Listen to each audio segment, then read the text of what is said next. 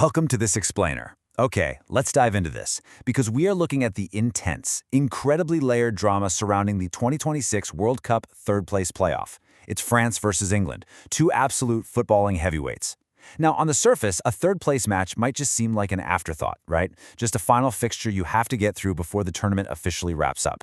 But when you actually peel back the layers of this specific matchup, you uncover a total storm of tactical scrutiny, highly emotional farewells, and honestly, some of the most fascinating media narratives we have ever seen. To really grasp the general mood around these third-place matches, we've got to look at this brilliant piece of German football slang, the Ananas Finale, or the Pineapple Final. Basically, it's a humorous term for a match that, well, nobody really wants to play. I mean, think about it from the player's perspective for a second. They've literally just suffered the crushing disappointment of missing out on the actual final. Their bodies are completely drained from a long domestic season, followed by a grueling tournament. Most of them, they just want to go home. And sure, it can be a nice chance for reserve players to finally get some minutes, but the overriding feeling is just pure exhaustion. But, as we're about to see, while the players might feel like they're just playing for a pineapple, this specific match carries massive hidden stakes for both sides. I want you to notice the stark juxtaposition between the two camps heading into this game, because it's wild how completely different their realities are right now. On one side, you've got France. They're looking to give their revered manager a triumphant, deeply emotional send-off. The vibe there is nostalgic, it's united, but then on the other side you have England. Their camp is characterized by brutal media scrutiny, heavy defensive criticisms, and a manager who is actively fighting just to justify his position. It is quite literally a tale of two dugouts. Now, before we get into the managers, we can't forget that personal glory is still very much on the line out on the pitch. Take a look at this number. 8. That's the number of goals both Kylian Mbappe and Lionel Messi have scored heading into the final stages of this tournament. So for players like Mbappe, this isn't just some meaningless friendly. No way. The prestigious Golden Boot, the ultimate crown for the tournament's top scorer, is hanging right in the balance. That alone adds a massive layer of individual motivation to this fixture. Moving to Section 5, Didier Deschamps, a managerial legend, steps down. So let's shift our focus over to the French camp. This match marks Didier Deschamps' absolute final game in charge of the French national team, officially closing the book on an incredible era. I mean, he's been at the helm since 2012. In modern international football, that kind of longevity is just remarkable. And you know, he didn't have instant perfection. He had to overcome some pretty tough early hurdles, like getting knocked out by Germany in the 2014 World Cup. But he took those early lessons and built a legendary resume. He's one of the rare few in all of football history to win the World Cup as both a player and a coach. And this brilliantly illustrates exactly why he has been so successful. You see, international management isn't just about tactics on a whiteboard, it's about man management. And Deschamps has absolutely mastered the art of moderating massive superstar egos. When you have guys like Michael Olise, Ousmane Dembélé, and Kylian Mbappe, players who naturally want to be the star of the show, getting them to play as a cohesive unit instead of just a group of individuals is a monumental task. Back in his playing days, his nickname was the General, but as a manager, he's totally evolved into this genuine father figure. His players deeply respect him. We actually saw this profound connection when his mother passed away during a tournament. He temporarily left, and when he returned, the entire team visibly rallied around him, literally running over to celebrate goals with him directly. This highly interpersonal style is absolutely critical at the international level. Recently, German studio pundits actually contrasted Deschamps' incredibly hands-on, communicative approach with the criticisms leveled at German coach Julian Nagelsmann. According to reports, Nagelsmann relied a bit too heavily on his assistant coaches to speak with the players, kind of lacking that direct, accessible communication. Deschamps, on the other hand, proves that being a sounding board, knowing exactly when to offer a comforting word, and knowing when to be strict is the real secret to sustained tournament success. Section 9, Thomas Tuchel, under the microscope.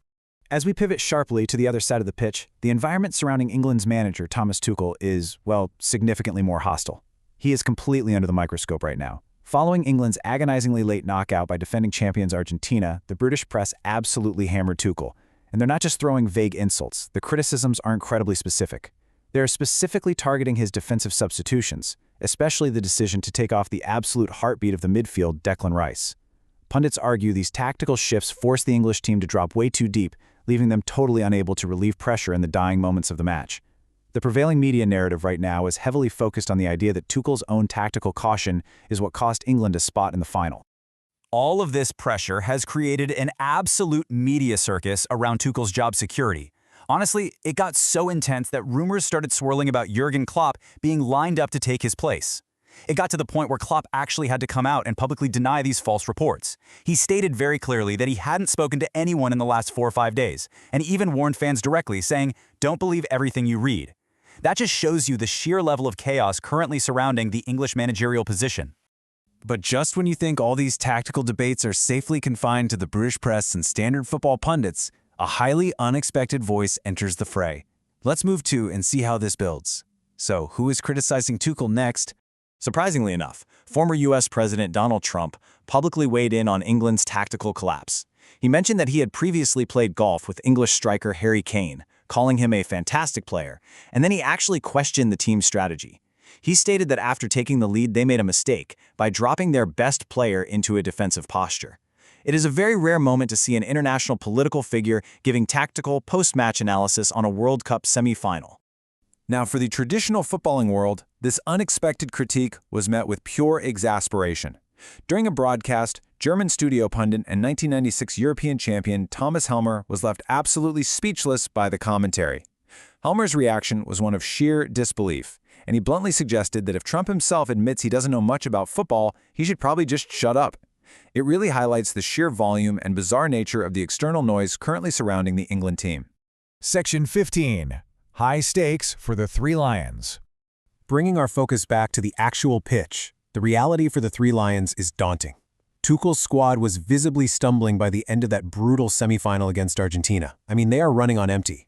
Yet, because of this massive tidal wave of external pressure and criticism, Tuchel absolutely cannot afford to lose this match. The stakes for him personally are sky high, even if the players' legs are completely gone. So the crucial point is how Tuchel himself is framing this moment to counter all the negativity. He explicitly pointed out that he's ignoring the dramatic blame games in the media. Instead, he's looking at the historical data. He stated quite simply, if we win the game, we have the best result at a World Cup in 60 years. It's a fascinating defense. He's actively attempting to anchor his legacy to a concrete, historic statistical achievement, pushing back hard against the emotional narrative that his defensive tactics are a failure.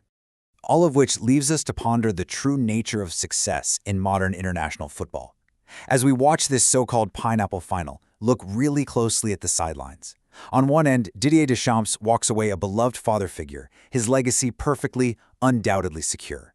On the other, Thomas Tuchel is fighting for his professional survival, hoping that a 60-year statistical high-water mark will be enough to save him. It really makes you wonder, is a manager's legacy ultimately defined by their concrete statistical milestones, or is it entirely at the mercy of the unforgiving court of public opinion? Keep that in mind the next time you watch a match with nothing on the line.